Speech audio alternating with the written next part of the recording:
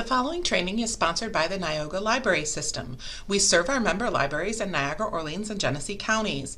Please visit your local library homepage and use your library card to get access to streaming videos, downloadable music, audiobooks, ebooks, and even more from the comfort of your own home. Thank you. Hello, good to see everybody today. Let's talk about Facebook and Henry Ford. So Ford and Facebook, this is a comparison. And I like looking at these things historically because we like to think that everything that's happening is new, and it's not, and a lot of this stuff has happened before. Mar Hicks wrote an article for Wired.com. Facebook's fall from grace looks a lot like Ford's, Henry Ford's.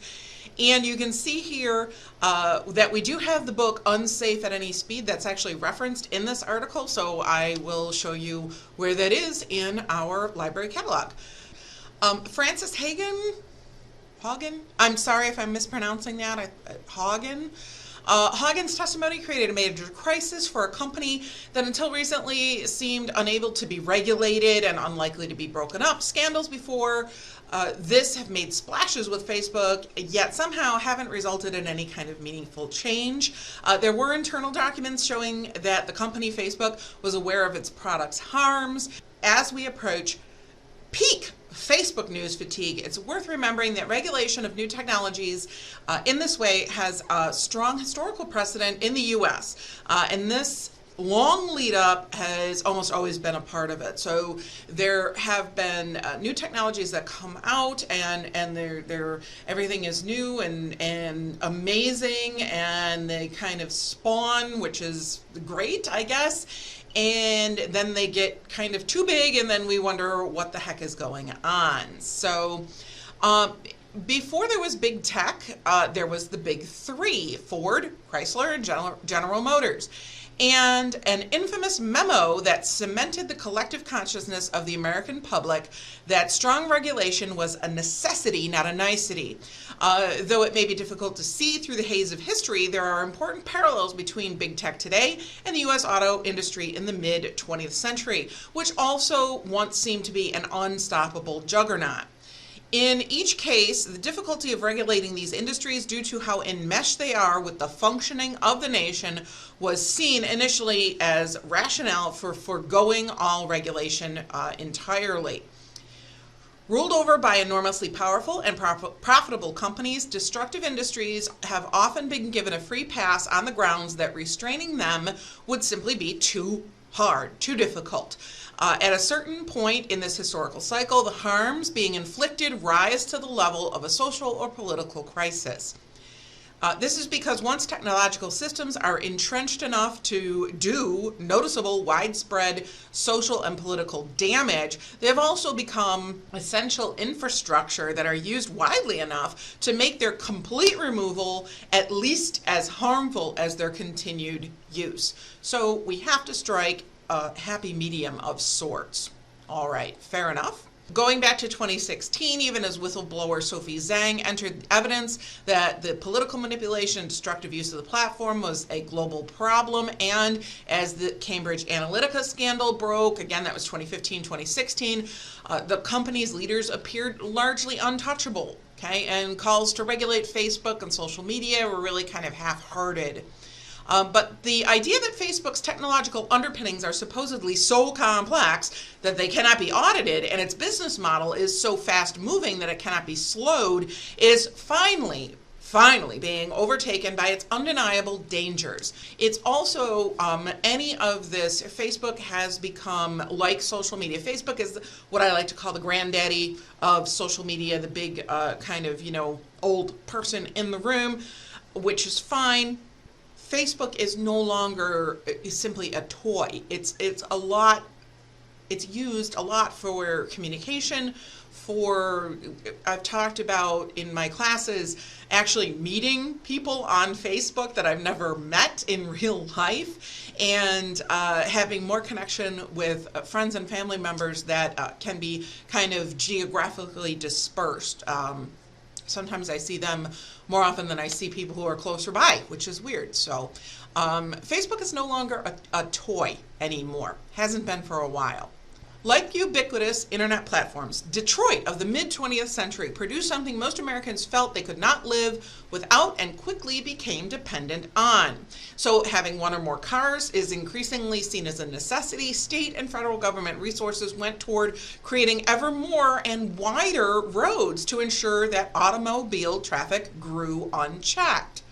And at this time, the big three car companies also seemed unstoppable, rolling over the U.S. landscape with the help of powerful business and government interests, while also illegally colluding with each other and against public interest and public safety for ever greater profits. When the bombshell findings in lawyer and activist Ralph Nader's 1965 bestseller Unsafe at Any Speed began to explode into U.S. public discourse, auto executives lined up before Congress, regular people got concerned, and regulation really started. I still do remember, well, not really remember, but cars still that are pre-1964 are exempt still. They're classic cars, they're exempt from seatbelt laws, even in New York State. So very interesting. So pre-1964, you'll take careful note of when Ralph Nader's book came out. Moving along here. Although regulation was introduced for years after that, Ford cut corners on safety, producing cars like the Ford Pinto that removed key safety features in order to get to market quickly and hold down manufacturing costs to reap maximum profit. The infamous Ford Pinto Memo, which was uncovered by Mother Jones investigative reporters in 1977, detailed the company's horrifying cost analysis of past and future accidents. According to the memo, the gruesome deaths and full body burns suffered by Pinto occupants in rear end collisions amounted to an acceptable loss, because once lawsuits or other settlements were paid out, they would amount to less than the cost of fixing the Pinto design to prevent the gas tank from exploding. The cost of fixing the design was $11 per car. After public and governmental pressure, it was eventually implemented through a safety recall demanded by the recently created National Highway Traffic and Safety Administration. $11 per car. So we come full circle around from Ford to Facebook. Facebook marshaled its massive profits not towards fixing known problems, but towards avoiding being perceived as having caused these problems. And just like R.J. Miller, Mark Zuckerberg has said, whatever is needed to delay and deflect regulation. So I, of course, thought of the Mark Twain quotes, history may not repeat, but it often rhymes. Just brilliant there. So what to do? Facebook and other major Silicon Valley corporations birthed in the early internet boom are entering the stage when public disaffection with their products is likely to provoke robust regulation backed by a major new government enforcement agency. Within a few years, we will likely see the breakup of several of these corporations' empires, but tech giants, now certain that regulation is coming, will cooperate just enough to ensure they don't have to fix their metaphorical gas tanks. Always remember that. Tech giants, now certain that regulation is coming, will cooperate just enough to ensure that they can keep kind of rolling along at business as usual. The Wired.com article ends here. This next phase will be difficult and dangerous when corporations can no longer deny or hide their responsibility. They use the rhetoric of cooperation to try and rewrite reality and co-opt the process to keep regulations from hurting their massive profits or breaking up their business empires. Like the big three, they will try to continue to do business as usual. The newness of the technology alters each new disaster just enough to defamiliarize the situation and to allow people to forget striking similarities with the past. So 1977, that was only 43, 44 years ago.